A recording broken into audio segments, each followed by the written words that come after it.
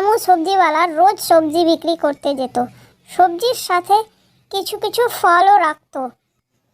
একদিন সে সবজি বিক্রি করতে বেরিয়েছে, আর তার একটু সন্দেহ হচ্ছিল, কারণ সে ভয়ানক ভয়ানক আওয়াজ পাচ্ছিল। হঠাৎ করেই তার শাকচুন্নি ঠাম্মা এসে হাজির হয়ে গেল। রামুকে তার শাকচুন্নি ঠাম্মা বলছে যে, কিরে রামু, আজকে আর সবজি বিক্রি করতে যাসনি, চলে যা তুই বাড়ি, কারণ তোর আজ দিন ভালো যাবে না। তখন রামু বলে, তুমি এখান থেকে সরো তো, আমি আজ যাবই। তার শাকচুন্নি ঠাম্মার কথা না শুনেই রামু সবজি বিক্রি করতে চলে যায়। কিছু দূর এগিয়ে যেতেই রামুর সামনে এক ডাইনি এসে হাজির হয়। রক্তাক্ত এক মাথা নিয়ে ডাইনিটি হাঁটছে, আর রামু দৌড়তে দৌড়তে হাঁপিয়ে পড়লে ডাইনির সামনে গিয়ে পড়ে, আর ডাইনির সাথে তর্ক করতে গিয়ে রামুকে ছুঁড়ে ফেলে দেয় ডাইনি।